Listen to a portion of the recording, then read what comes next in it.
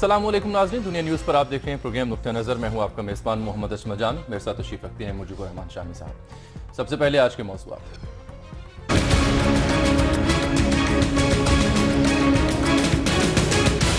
Election commission ने वज़ीर आज़म के ज़राई पैकेज को क्लीन चिट दे दी। पीपल्स पार्टी ने हुकूमती पैकेज को मुस्तरद कर दिया। किसान पैकेज सियासी शोबदाबाजी है। आसिफ अली जरदारी का रद्द अमल। अपोजिशन लीडर कहते हैं नवाज शरीफ ने कहा कि उन्हें कुछ लोग हटाना चाहते हैं। ऐसा हो भी सकता है, लेकिन जब तक जमहूरियत और पार्लियामेंट है, नवाज शरीफ को कोई नहीं हटा सकता।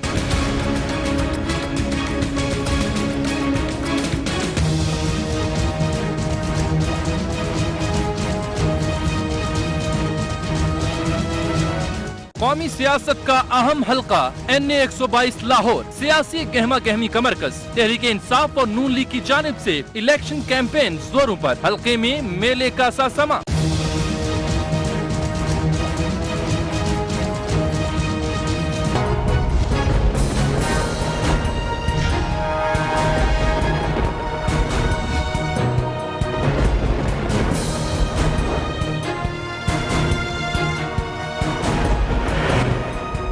दुनिया के दूसरे बड़े कोयले के ज़खायर पाकिस्तान में, लेकिन कोयले से बिजली की पैदावार सिर्फ 1% क्यों?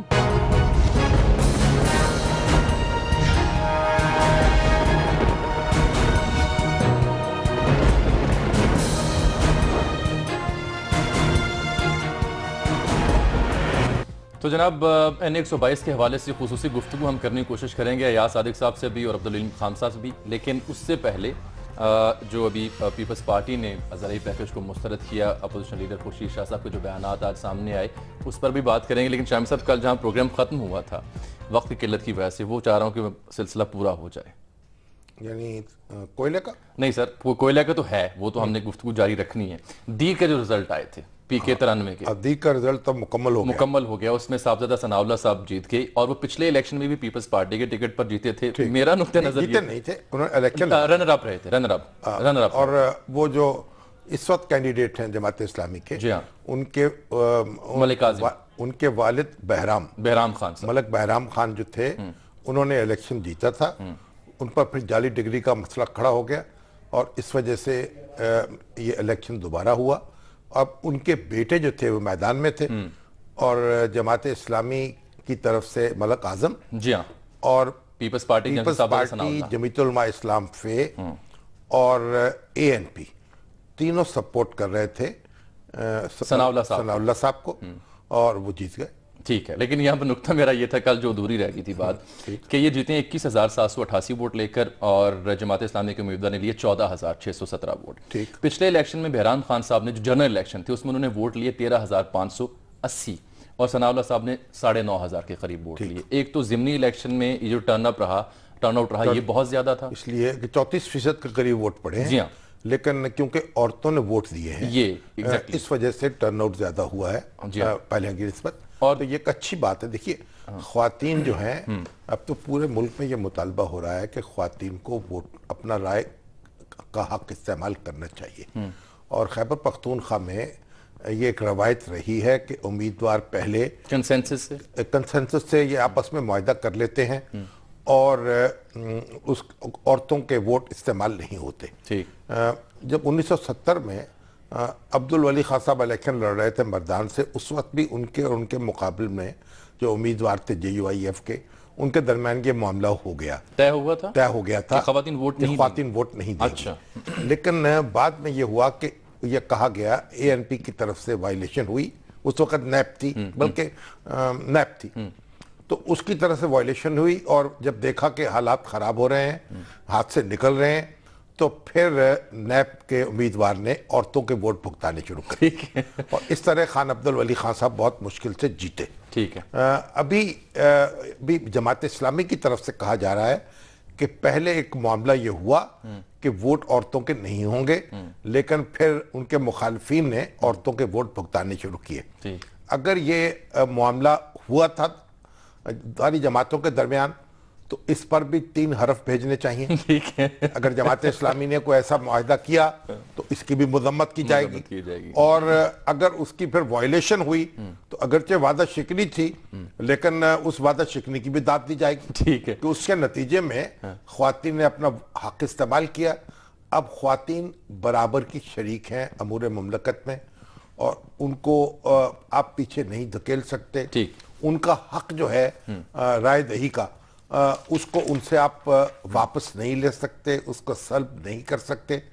تو یہ ایک اچھی خبر ہے اور الیکشن کمیشن نے گزشتہ انتخابات میں ایک نشست جو تھی اس کا نتیجہ ہی روک لیا تھا اسی وجہ سے کہ وہاں عورتوں کے ووٹ جو تھے وہ استعمال نہیں ہوئے. بالکل ٹھیک. تو یہ اس میں سمجھتا ہوں کہ ملک جو ہے وہ آگے بڑھا ہے. اور دوسری بات یہ کہ پیپلز پارٹی جو ہے اس کے سوکھے دانوں میں بھی پانی پڑ گیا, یعنی اس کو وہ لیڈ کر رہی تھی نا کولیشن. تو جمعیت علماء اسلام نے بھی اور اے این پی نے بھی اس کی امامت تو قبول کی نا دیر میں. بالکل کی. اور اس طرح جمعیت علماء اسلام نے پچھلے الیکشن میں صرف 637 ووٹ لیے. ہاں, جماعت اسلامی کے قلعے میں ایک درار ڈال دی. اور اب اس کی داد کس کو دی جائے؟ سید منور حسن کو. اب سید منور حسن تو اب دیکھیے سب مولانا سمیع الحق سے گٹھ جوڑ کر رہے ہیں, ان کے پاس پہنچے ہیں. لیکن اس وقت انہوں نے جمعیت علماء اسلام سے اتحاد نہیں ہونے دیا, امارت ان کے پاس تھی. تو بہرحال جمعیت علماء اسلام اور جماعت اسلامی کا جو فاصلہ ہے اس نے بھی یہ سفر طے کرنے میں آسانی کر دی پیپلز پارٹی کے لیے. بہرحال پیپلز پارٹی جو ہے اس کے جو چیئرمین ہیں بلاول بھٹو زرداری, انہوں نے بڑا زوردار بیان جاری کیا اور کہا بھٹو ازم زندہ ہے اور بڑے نعرے لگائے. یہ الیکشن کی فتح جو نعرہ لگانے کا حق تھا. یعنی اگر یہ خبر آئے کہ دیر میں جماعت اسلامی کی ایک سالوں جیتی ہوئی نشست برسوں سے جیتتی چلی آ رہی ہو وہ پیپلز پارٹی نے حاصل کر لی ہے تو بڑی خبر ہے. اس پر جیالوں کو بغلیں بجانے کا حق حاصل ہے اور اس لیے اگر آپ بھی ایسا کر رہے ہیں تو مجھے اس پہ اعتراض نہیں. ٹھیک ہے, بہت شکریہ. تو یہ جو کل معاملہ ادھورا رہ گیا تھا وہ یہاں پر طے ہو گیا. ناظرین اب آگے بڑھتے ہیں. سر جو کل ہم نے الیکشن کمیشن کا معاملہ اٹھایا تھا, آج عدیل وڑائے صاحب نے جب ترجمان جو ہیں راجہ افتخار صاحب الیکشن کمیشن سے, ان سے یہ سوال پوچھا جو ہم نے پروگرام میں ڈسکس کیا, تو انہوں نے کہا جب یہ پیکج چونکہ پورے ملک کے لیے لہٰذا اس ضابطۂ اخلاق کے اندر نہیں آتا جس کی ہم نشاندہی کر رہے تھے. ویسے تو آپ یہ دیکھیے کہ یہ پیکج پورے ملک کے لیے ہے لیکن خاص طور پر یہ سندھ اور پنجاب کے لیے ہے اور سندھ اور پنجاب دونوں میں بلدیاتی انتخابات ہو رہے ہیں. تو پھر زرداری صاحب ٹھیک کہتے ہیں کہ اور دونوں جگہ مسلم لیگ نون جو ہے وہ میدان میں ہے. تو اگر آپ ایک اس کی بالکل یعنی لفظی انٹرپریٹیشن کریں تو پھر تو آپ یہی کہیں گے کہ بھئی اس میں کچھ کالا ہے دال میں. لیکن اب کیونکہ الیکشن کمیشن جو ہے اس کی اپنی دنیا ہے تو اس نے کہا کہ یہ وائلیشن نہیں ہے کیونکہ یہ کوئی اسپیسیفک کسی حلقے کے لیے نہیں ہے, مجموعی طور پر پورے ملک کے لیے ہے. حالانکہ اس شک میں فیڈریشن کا یا فیڈرل گورنمنٹ کا ذکر بھی ہے. تو دیکھیں اب اس لیے جب انہوں نے یہ فیصلہ کر دیا الیکشن کمیشن نے تو اسے تسلیم کر کے آگے بڑھنا پڑے گا. آگے بڑھ جاتے ہیں, اس پہ کرتے رہیں. ٹھیک ہے. اور زرداری صاحب کو بھی حق حاصل ہے کیونکہ اب وہ اپوزیشن میں ہیں اور انہیں ثبوت بھی دینا ہے کہ میں اپوزیشن میں ہوں. لیکن پھر اس کو اگر زرداری صاحب یہ کہہ رہے ہیں کہ یہ پیکج جو ہے یہ شعبدہ بازی ہے سیاسی اسی تناظر میں, تو پھر جو کراچی کا پیکج کل اناؤنس ہوا, وہ خود سیاستدان ہیں, ان کو پتا ہے کہ سیاستدانوں کے جو یہ کام ہے یہ شعبدہ بازیاں ہی ہوتی ہیں. اور شاہ محمود قریشی صاحب تو کل چیخ رہے تھے کہ بھئی جو گزشتہ سال جو پیکج اعلان کیا گیا تھا اس پہ تو عمل آج تک نہیں ہوا, تو اب اس پہ کیسے عمل ہوگا. اور سکندر محسن جو وزیر ہیں زراعت کے, وہ کہہ رہے تھے کہ ہاں پچھلی دفعہ کچھ بڑی مشکلات تھیں, مانا انہوں نے, اور لیکن یہ کہ اب صوبے جو ہیں ان کو بھی ہم نے لے لیا ہے اپنے اعتماد میں. آپ دیکھیے یہ بجٹ جو ہے جب پاس ہو گیا تو اس کے اور منظور ہو گیا اور اس میں یہ پروویژنز موجود نہیں تھی, تو یہ سوال تو پوچھا جا رہا ہے نا کہ پیسہ آئے گا کہاں سے. تو یعنی پیسہ جو ہے آنے کی کوئی سبیل جو ہے وہ دکھائی جائے کہ کہاں سے یہ نازل ہوگا. بہرحال اس وقت تو مسلم لیگ نون نے ایک راستہ اپنا نکال لیا ہے اور تالیاں بجوا لی ہیں. بالکل ٹھیک. یہاں وقت ہے ناظرین پروگرام میں ایک بریک کا, بریک کے بعد آپ سے ملیں گے.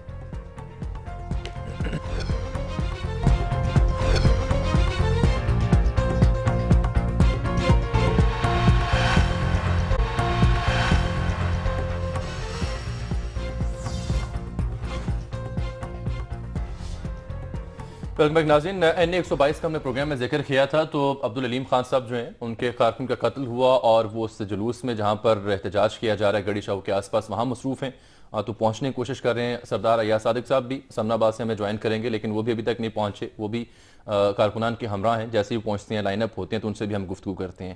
لیکن جو کل معاملہ ادھورا رہا تھا، کوئلے کے حوالے سے ہم نے گفتگو کی تھی ڈاکٹر فرید ملک صاحب سے، تو اس میں انہوں نے ڈاکٹر سمر مند مبارک کا بھی ذکر کیا، تو آج وہ بھی سمر مبارک مند، ہاں جی سمر مبارک مند صاحب کا آج وہ بھی ٹیلی فون لائن پر جواب دیں گے۔ اور دوسرا اسلم سنجرانی صاحب ہیں، سابق سیکرٹری مائننگ، انہوں نے بھی پروگرام میں جی ہاں انہوں نے بھی ہمیں جوائن کیا ہے، وہ بھی پروگرام میں ہمارے ساتھ تشریف رکھتے ہیں۔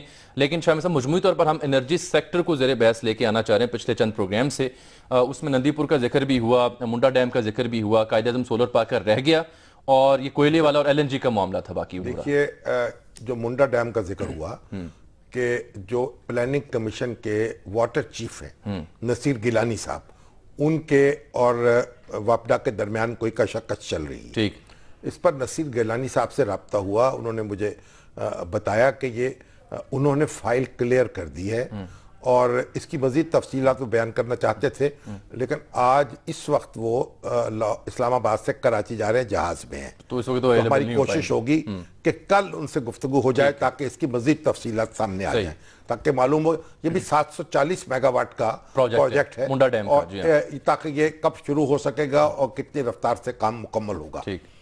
دوسری بات جو ہے کہ نندی پور کے بارے میں بھی یہ اب تو آڈٹ کیونکہ ہو رہا ہے، اب اس پہ اس میں کیا کیا ایکوپمنٹ مناسب نہیں آیا، پمپ جو تھا اس کا فیول وہ چھوٹا کیسے آ گیا، اور پھر یہ کہ اس کی مجموعی لاگت کیا ہے اور کہاں سے کہاں پہنچا۔ ویسے بھی دیکھیے 23 ارب کا منصوبہ تھا جو حکومت کہتی ہے کہ 58 ارب تک یا 50 ارب تک اس طرح کی بات ہے، 48 سے 50 ارب تک پہنچا، جبکہ ناقدین یہ کہہ رہے ہیں کہ یہ 84 ارب روپے تک جا پہنچا۔ بالکل۔ اب ایک بات تو یہ بڑی اہم ہے کہ 23 ارب تو حکومت کے آنے سے پہلے ہی ڈوب چکے تھے، لگ چکے تھے یا پھنس چکے تھے، اور اس لیے اس کا مطلب یہ ہے کہ اگر یہ منصوبے میں سے 23 ارب تو نکال دیے جائیں، باقی 30 رہ گئے، تو پھر اس کی قیمت جو ہے لاگت کم ہو جائے گی۔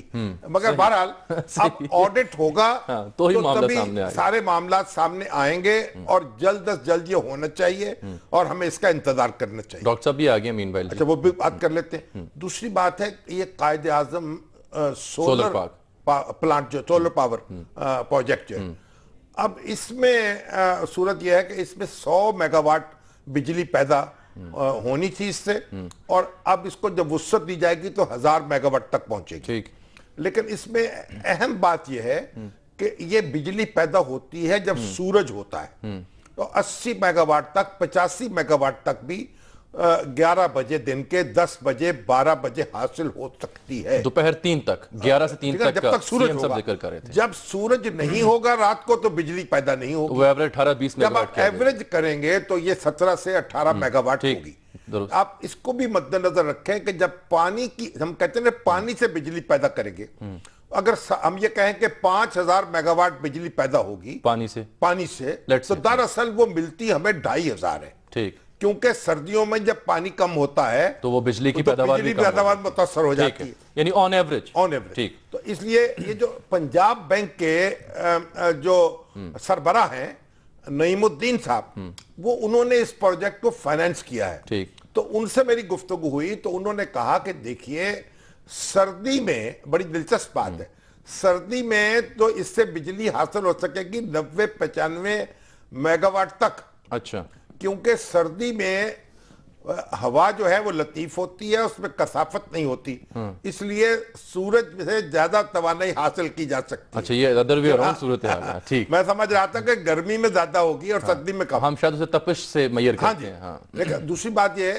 انہوں نے کہا کہ یہ جو اس کی فیزیبلٹی تیار ہوئی تھی وہ تھی ہی 17-18 mega what per, on average per day کے ایوریج پر، ٹھیک ہے، اور اسی سے 5 سال میں اس کا ساری لاگت جو ہے وہ پوری ہو جائے گی، ٹھیک، اور پیسے واپس آ جائیں گے، اور یہ 25 سال تک یہ کام کرے گا منصوبہ، اور 20 سال بجلی جو ہے بالکل مفت ہوگی، کیونکہ نہ اس میں تیل ہوگا، نہ فرنس آئل ہوگا، نہ گیس ہوگا، ٹھیک، تو اور ان کا یہ دعویٰ تھا کہ یہ بہت اچھا منصوبہ ہے اور یہ منصوبہ ہم بینک دوسرے بینک جو ہیں وہ ہم سے لینے کو یا اس میں فائنانس کرنے کو یا خریدنے کو بےتاب ہے. تو اب جو 1000 میگا واٹ تک جانا ہے اس منصوبے نے وہ ایزیلی وہ کہتے ہیں ہمارا یہ سفر جاری رہے گا اور اس میں کوئی پرابلم نہیں ہوگی. ٹھیک ہے. اچھا اب آپ آئیے کوئلے کی طرف.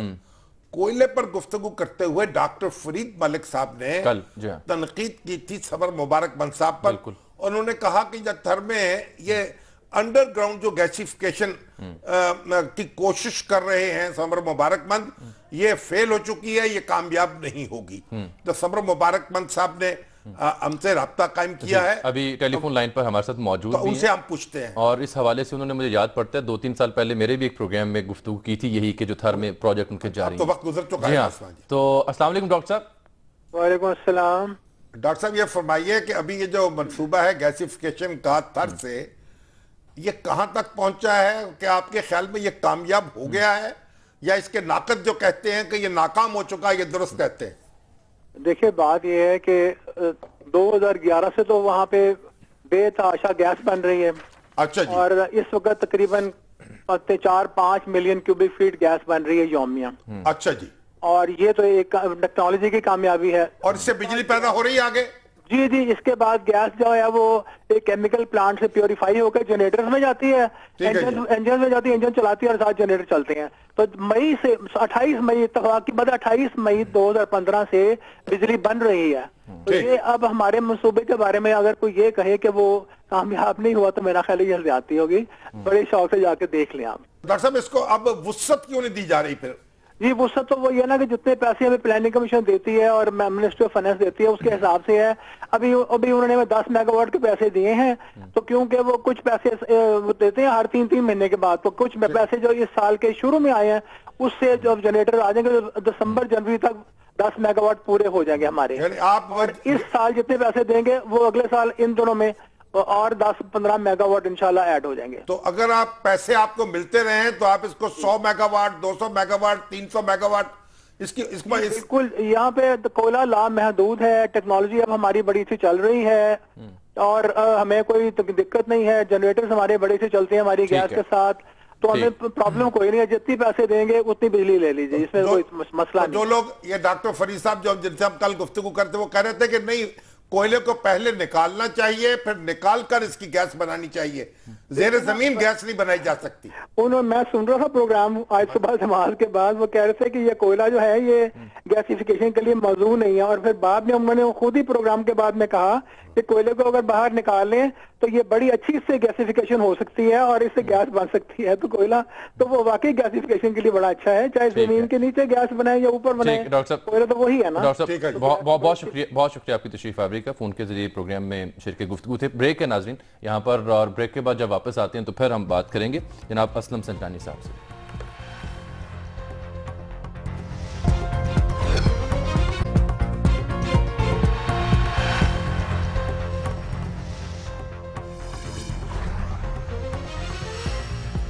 ویلکم بیک ناظرین. اس وقت ہمارے ساتھ موجود ہیں کراچی سے جناب اسلم سنجانی صاحب, سابق سیکرٹری مائننگ صوبہ سندھ. ڈی ایس انچ پر ہمارے ساتھ اویلیبل ہیں. شامی صاحب کراچی سے کوئلے کی جو گفتگو ادھوری کل رہ گئی تھی, کوئلے کی جو پیداوار ہے اور کوئلے کی بہتات ہے سندھ میں اور تھر میں, اور وہ کوئلہ اس سے بجلی کیسے بنے گی, کب نکلے گی, اور اسی سے پاکستان کا جو مستقبل ہے وہ وابستہ ہے انرجی کا, اور وہاں کیونکہ وسیع ذخائر موجود ہیں لیکن ابھی تک کوئی سرا ہاتھ نہیں آ رہا, یا کم از کم ہماری سمجھ میں نہیں آ رہا. السلام علیکم ڈاکٹر صاحب. اسلم سنجانی صاحب.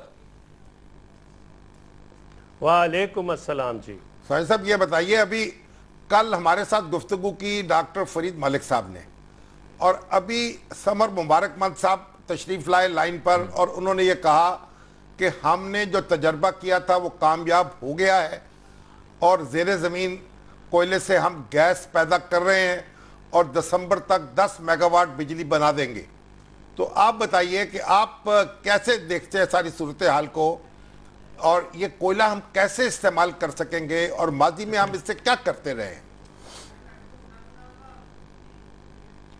دیکھیے شامی صاحب, ڈاکٹر سمر مبارک بند بہت عزت مآب شخصیت ہیں हमारे मुल्क के साइंटिस्ट हैं, उन्होंने ख़ुद फरमाया कि 2011 से लेकर आज 2015 है और मेरी इत्तला के मुताबिक 2 अरब रुपए से ज़्यादा खर्च हुए हैं और ये 2 और 5 मेगावाट की बिजली की बात कर रहे हैं।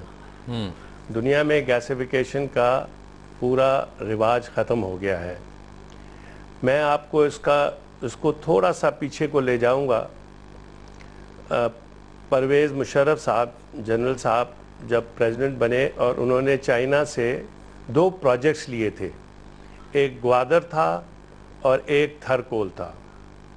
थरकोल में चाइना से शनहाओ ग्रुप आया था और उन्होंने यहाँ पे 2002 के मिडल से लेकर और 2003 के शुरुआत में प्री फिजिबिलिटी स्टडी की थी। ये बड़ा इस मुल्क के साथ जुल्म हुआ उस वक्त जब शनहाओ ने प्री फिजिबिलिटी से, और वो जो ये प्रोजेक्ट लगा रहे थे वो BOOT बेसिस के ऊपर लगा रहे थे। हुकूमत पाकिस्तान का उसमें कोई खर्चा नहीं था, यानी बिल्ट ऑपरेट ट्रांसफर, हम सिर्फ उनको फैसिलिटेट कर रहे थे। जी, तो फिर संजानी साहब, फिर ऐसा क्यों ना हो सका? Operate and transfer. मैं बता रहा हूं आपको हिस्टोरिकल पर्सपेक्टिव। अब बहुत साल हो गए और मैं तो आज आपके तवज्जुद से एक और थोड़ी सी बात गुजारिश करने वाला हूं कि जैसे ऑयल कंपनीज के लिए कुछ उनको यूनिफॉर्म तरीके से रेगुलेशन में लाने के लिए मरहूम राणा भगवान दास कमीशन बैठी थी 2009 में। ठीक, ये थरकोल के ऊपर भी एक कमीशन बैठना चाहिए। ठीक, क्योंकि थरकोल हमारी एक जिसे कहते हैं शहरग है। ठीक, हमारी मैशियत पीछे को है क्योंकि हमारे पास बिजली नहीं है।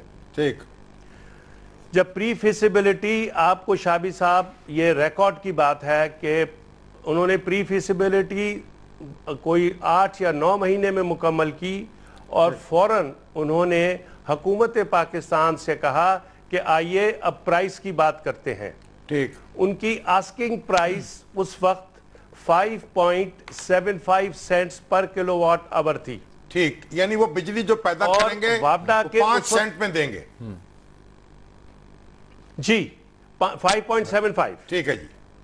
और उस वक्त गोया 5 रुपए यूनिट, 600 मेगावाट बिजली, उससे कम को उससे जरा सा कम पड़ता। हाँ जी, उस वक्त के एक्सचेंज रेट के हवाले से उस वक्त वैल्यू कम थी। हाँ जी, वैल्यू कम थी। तो वो उस वक्त के जो वापडा के चेयरमैन थे जनाब तारिक हमीद साहब, वो उन्होंने थके हुए अफसरों को मीटिंगों में भेजते थे और वो 5.34 सेंट्स पे अटके हुए थे। मेरा अपना ये बिल्कुल कभी यकीन है कि अगर शनहाओ 5.34 पे भी आ जाता, ये कुछ और बहाना करते। ये एक बहुत बड़ा अलमिया हुआ है पाकिस्तान में। ठीक है, फिर मैं आपको गुजारिश करूं, यानी उसकी मैं फिर आपको गुजारिश करूं। हाँ जी, फिर 2005 में मिनिस्टर थे माइंस के मरवत साहब, इरफान मरवत साहब, और रशीद मलिक साहब होते थे, आज़ाद कश्मीर से थे, वो डीजी मिनरल्स थे। ठीक, और हमारे हमीद आखुन, मैंने एक टीम बना के दोबारा चाइना भेजा। मैं उस वक्त चीफ सेक्रेटरी सिंध था। ठीक, मेरा पैशन था थरकोल, और मैंने इनको वहां भेजा टू रीनेगोशिएट द प्राइस। चलो उस वक्त नहीं हुआ, अब आप बताएं कितने प्राइस पे आप आके हमारी बिजली बना देंगे। ठीक, उन्होंने उस वक्त 6.25 सेंट्स का, ये बात मैं आपको बता रहा हूं 2005 के आखिर की। ठीक, 6.25 सेंट्स पे उन्होंने फिर इत्तेफाक किया, एग्रीमेंट किया कि आप कर लें। और उस वक्त भी फेडरल गवर्नमेंट थ्रू वापडा उन्होंने उस पे कान न धरे। अच्छा, मुझे समझ में नहीं आया कि क्यों नहीं किया और ये कौन से अवामिल थे जिन्होंने इस तरफ चले गए। अब तरह तरह की बातें थरकोल के बारे में आती हैं। मैं मोटी मोटी चीजें सिर्फ आपको बताऊंगा, बहुत मोटी। ठीक है जी। تاکہ دنیا کو یہ سمجھ میں آئے کہ تھر کول ہے کیا. ٹھیک ہے جی. تھر کول وہ کول ہے جو جرمنی میں رائن لینڈ اور کولون میں کول ہے. ٹھیک. ان کا اوور سٹرپنگ ریشیو بھی وہی ہے, موئسچر کنٹینٹ بھی وہی ہے, اور بی ٹی یو بھی وہی ہے. اچھا جی. ٹھیک. اور آج وہ 56% of the total consumption of Germany, ہاں جی, وہ بجلی بناتے ہیں وہاں سے. ٹھیک. کوئلے سے. ٹھیک. یہ چیز آپ کو ملے گی ہنگری میں, یہی چیز ملے گی انڈیا میں. ٹھیک. جہاں پہ یہ اکثر لوگ تھر کول کی جب بات کرتے ہیں تو وہ سٹیٹسٹکس پہ نہیں جاتے. ٹھیک ہے, ہمارا کول وہ مکس اپ کر دیتے ہیں اینتھراسائٹ سے. ہمارا کول اینتھراسائٹ نہیں ہے. This is like comparing apples with mangoes or with grapes or anything else that you want to. Basic بات یہ ہے کہ ہمارا لگنائٹ بھی گوئنگ ٹو لگنائٹ 8 کول ہے, اس کا بی ٹی یو وہ ہے. جرمنی میں وہ یہ کرتے ہیں کہ وہ اس کا موئسچر نکال لیتے ہیں, پھر کول رہ جاتا ہے, اس کول سے وہ بجلی بناتے ہیں. ٹھیک. ہمارا جو اتنا بڑا ریزرو ہے 175 بلین ٹنز کا, وہ تو ہمیں 50 سال کے لیے 1000 میگا واٹ بجلی سے زیادہ دے گا, یا جو بھی کیلکولیشنز لوگ کر لیں اپنے طور پر وہ کر لیں. مگر میں ابھی بھی بہت اس میں کلیئر ہوں مائنڈ میں کہ یہ کیوں نہیں ہوا. بڑے بڑے پروجیکٹس پاکستان میں چل رہے ہیں, مگر ہمارے جو شیرگ ہے جس کو ہم انرجی کہتے ہیں, اور طرح طرح کی چیزیں ہو رہی ہیں, ان سب کے ایک جواب ہے یہ کہ ہمارے پاس کوئلہ موجود ہے. سنجانی صاحب, اب ہم کریں کیا؟ یعنی اب آپ یہ بتائیے کہ ہمیں کیا کرنا چاہیے, کیا مطالبہ کرنا چاہیے حکومت سے, کیسے ہم آگے بڑھ سکیں؟ حکومت ایک تو پولیٹیکل ول لے آئے. ٹھیک. اور حکومت یہ کہے, اور حکومت اس وقت ان کے ہاتھ میں ہے کہ جو ویژن لے کر آتے ہیں اور پھر کام کے پیچھے پڑ جاتے ہیں اور کام کو تکمیل تک پہنچاتے ہیں. یہ کوئی اتنا مشکل نہیں ہے. ٹھیک ہے. تھر کول کو صرف چاہیے ٹرانسپیرنسی, تھر کول کو چاہیے one window operation. After all Chinese جو ہیں وہ ہماری محبت میں جی ٹھیک ہے سنجانی صاحب یہ مگر اس کے پیچھے جی یہاں ہماری بریک کا وقت آن پہنچا, لیکن مختصر یہ بتا دیجئے, آپ نے بھی یہ فرمایا کہ 2 ارب روپے سے زائد خرچ ہوئے اور جو بجلی پیدا کی جا رہی ہے وہ 2 میگا واٹ یا 5 میگا واٹ کی, تو بہت زیادہ مہنگی ہے. اور دوسرا آپ نے کہا گیسیفیکیشن کا دور ختم ہو چکا, ہم ابھی تک اس سے پیچھے لگے ہوئے ہیں, تو یہ کیا معاملہ ہے؟ میں اس پہ تبصرہ نہیں کروں گا. میں نے آپ سے گزارش کی, ہمارے ملک کے ماہر ناز سائنسدان ہیں, ان کا ایک ویو ہے, ویژن ہے, میں اس پہ بہت درست بہت بہت شکریہ جناب, آپ پروگرام میں تشریف لائے. اور ناظرین یہاں پروگرام وقت ہے ایک بریک کا, آپ سے ملتے ہیں ایک بریک کے بعد.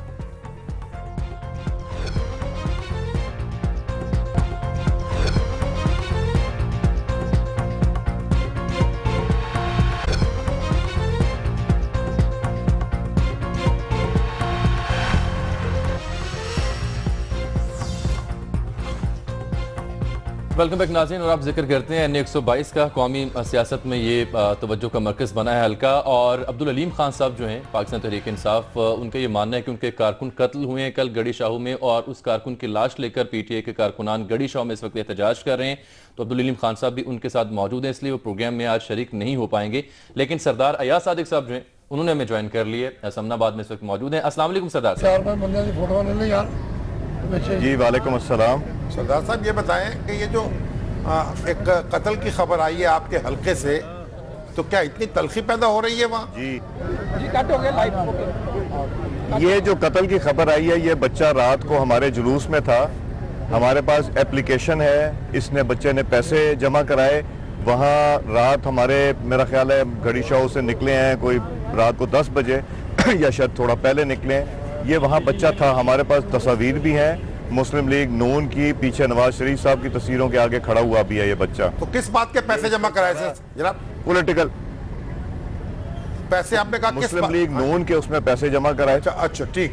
مسلم لیگ نون کے دفتر میں اپلیکیشن اور پیسے بھی جمع کرائے تھے ٹکٹ کے حوالے سے، اور اس کو جو کیا گیا یہ آپس کی کونسل کے لیے جس پہ یہ ہوا ہے سارا. مگر اس وقت تو پی ٹی آئی کے لوگ اس کی لاش کو لے کے بیٹھے ہیں، وہ کہتے ہیں یہ ہمارا کارکن ہے. وہ کاغذ دکھا دیں، ہمیں دکھا دیں، تصاویر دکھا دیں ان کے ساتھ کی، ہم دکھا دیں گے. ہم اس وقت محسن لطیف صاحب ایم پی اے جو ہیں وہ تصاویر لے کے میرا خیال ہے میڈیا میں آئیں گے اور تھوڑی دیر میں، تو آپ بھی اگر ان کو لینا چاہیں گے لائن پہ وہ آپ کو تصاویر دکھا دیں گے. تو یہ تلخی بہت زیادہ پیدا ہو گئی ہے جی اس حلقے میں انتخابی مہم کے دوران. جی تلخی بہت پیدا ہو گئی ہے انتخابی مہم میں. نہیں، یہ ہمارے زیادہ تر تو یہ اس طرح کی چیزیں نہیں ہوتی، مگر یہ کوئی اور لڑائی ہے جس کا ابھی تک ہمیں علم نہیں ہو سکا کہ کیا ہوا ہے، ایشو کیا ہوا ہے. مگر یہ بڑی نامناسب سی اور بڑی افسوسناک سی چیز ہے کہ اس طرح کے حالات پیدا ہوں اور کوئی قتل کیا جائے. یہاں کی تاریخ میں شکر ہے اللہ تعالیٰ کا اب تک تو یہ ایسا واقعہ نہیں ہوا تھا. یہ بڑا افسوسناک واقعہ ہوا ہے جس پہ افسوس بھی ہے، رنج بھی ہے، اور یہ کسی کا بھی اگر بچہ قتل ہو تو یہ غیر مناسب ہے، چاہے وہ جس مرضی جماعت کو ہو. اس کو بالکل ہم کسی طرح بھی، مگر افسوس یہ ہے کہ لاشوں کے اوپر جو سیاست کر رہے ہیں یہ اللہ تعالیٰ کی ذات بھی دیکھ رہی ہے، یہ بہت غیر مناسب ہے. سردار صاحب یہ بتائیں کہ اس وقت جو آپ کی کمپین ہے، یعنی اس کو آپ خود لیڈ کر رہے ہیں، کیونکہ وزیر اعظم، وزراء، وزیر اعلیٰ، حتیٰ کہ ایم این ایس اور ایم پی ایس تک بھی اس کمپین میں نہیں آ سکیں گے، تو کوئی آپ کو خلا محسوس ہوگا اس کا؟ جی بالکل خلا محسوس ہوتا ہے کہ جب قائدین نہ آ سکیں، لیڈرشپ نہ آ سکے، مگر اللہ تعالیٰ کی مہربانی سے ہم لڑیں گے جی، یہ پورا الیکشن لڑیں گے. پہلے بھی لڑتے رہے ہیں اور میرے قائد میاں محمد نواز شریف صاحب 2013 کے الیکشن میں انہوں نے جلسہ کیا تھا. اس سے پہلے بھی میں نے 2 الیکشن یہاں سے جیتے، ایک پہلا 2002 میں عمران خان صاحب کے خلاف، اس کے بعد 2008 والا بھی. کمی ضرور محسوس ہوگی، مگر انشاءاللہ کیمپین ہماری اسی طرح جوش و جذبے کے ساتھ چلتی رہے گی. تو اس انتخابی مہم میں کیا ایشوز کیا ہوں گے جی؟ جی کیا ایشوز ہیں اس وقت اس انتخابی مہم کے؟ ایشوز تو ہمارے جی وہ میں تو حیران ہوا کہ اگر کسی شہر میں یا کسی حلقے میں ترقی ہوتی ہے تو وہ کرٹیسائز کر رہے ہیں. وہ کہہ رہے ہیں کہ جی یہاں پہ علامہ اقبال روڈ جو 1947 کے بعد نہیں بنی تھی وہ پچھلے 4 سال پہلے بن گئی، وہ اس کو بھی کرٹیسائز کر رہے ہیں. جیل روڈ کا جو فری وے بن رہا ہے، سگنل فری بن رہا ہے، اس کو بھی کرٹیسائز کر رہے ہیں. جو میٹرو بنی جس میں 60,000 لوگوں نے سفر کرنا تھا، 1,70,000 سفر کر رہے ہیں اور عام آدمی کو، غریب کو سہولت ملی، اس کو بھی وہ کہہ رہے ہیں کہ جی یہ بھی غیر مناسب ہوا. ہمارا ایل او ایس کا نالا تھا، گندا نالا تھا جہاں لوگ بچے گر جاتے تھے، بیماری تھی، وہ بنا جس نے جیل روڈ، جس نے فیروز پور روڈ اور ملتان روڈ کو جوائن کیا اور ٹریفک کی فلو بہتر ہوئی اور وہاں پراپرٹی میں حالات بہتر ہو گئے اور لوگوں کی وہ جو بیماری وغیرہ مچھروں کی وجہ سے پھیلتی تھی نالے کی، وہ ختم ہو گئی. وہ اس کو بھی کرٹیسائز کر رہے ہیں. اب اورنج لائن میرے حلقے سے گزر کے جائے گی، ملتان روڈ سے گزرے گی اور پھر بورڈ والے چوک سے، وہ بھی دونوں کونے ہیں حلقے کے، تو وہ اس کو بھی برا کہہ رہے ہیں. تو یہ منصوبے جو ہیں یہ تو ہمارے لوگوں کو، عوام کو ریلیف دینے کے لیے ہوتے ہیں، وہ اس کو بھی کرٹیسائز کر رہے ہیں. میں تو کہہ رہا ہوں اپنی تقریروں میں کہ اگر عمران خان صاحب کو مناسب نہیں لگتا کہ لاہور کے شہریوں کے اوپر خرچہ ہو کروڑوں اور اربوں کا، تو ان کو پھر یہاں چھوڑ دینا چاہیے. یہاں پہ آنا یہاں تو ہوگا اور انشاءاللہ کرتے بھی رہیں گے اور ترقیاتی کام بھی کرتے رہیں گے. اب آپ تو کئی سال سے اس حلقے کو ریپریزنٹ کر رہے ہیں، تو آپ کیا تبدیلی لے کے آئے ہیں اس حلقے میں؟ سوری آواز آپ کی کٹ رہی ہے. میں نے کہا آپ کئی سال سے اس حلقے کو ریپریزنٹ کر رہے ہیں قومی اسمبلی میں، تو کیا تبدیلی لے کے آئے ہیں آپ اس حلقے میں؟ جی شامی صاحب یہ آپ سے پوچھنا چاہ رہے ہیں کہ آپ ایک عرصے سے ریپریزنٹ کر رہے ہیں اس حلقے کو، تو کیا تبدیلی آپ لے کے آئے اب تک اس حلقے میں؟ دیکھیں ہم تو حالات حلقہ کا بہتر کرنا چاہتے ہیں، مگر آپ تبدیلی اب اوورآل دیکھیے. تبدیلی صرف اب ہم حلقے کے حوالے سے بات نہیں کریں گے. یہ چائنا کی جو 46 ارب ڈالر کی انویسٹمنٹ جس میں 6 مہینے کی تاخیر کی گئی، یہ دھرنوں کی وجہ سے کی گئی. دھرنوں کی سیاست کو ریجیکٹ کر دیا. میں نے جہاں یہاں رسپانس دیکھ رہا ہوں، ضرب عزم میں کامیابی، کراچی آپریشن میں کامیابی، بجلی کی لوڈ شیڈنگ ریڈیوس ہو گئی ہے، آدھی رہ گئی ہے جو پہلے ہوتی تھی. تو یہ ترقی کی طرف جو جا رہے ہیں، اس میں میں تو کہتا ہوں کہ سب کو ہاتھ جوڑ کے ٹھیک ہے اکٹھا ہو کے ترقی کی طرف جانا چاہیے. بہت شکریہ جناب سردار ایاز صادق صاحب ڈی ریل کرنے کی جو کوشش چل رہی ہے وہ غیر مناسب ہے اور امیدوار بھی ہیں اس حلقے سے. اب عبدالعلیم خان صاحب والا معاملہ رہ گیا کیونکہ وہ اس احتجاج میں خود شریک ہیں, تو اب ان سے کل پروگرام میں ہم کوشش کریں گے کہ ان کو لائن اپ کیا جا سکے. لیکن پروگرام ختم کرتے کرتے ایک اہم خبر تھی کہ کراچی میں اور کچھ دیگر مویشی منڈیوں میں کچھ ایسے قربانی کے جانور بھی ملے ہیں جن کے دانت نقلی ہیں.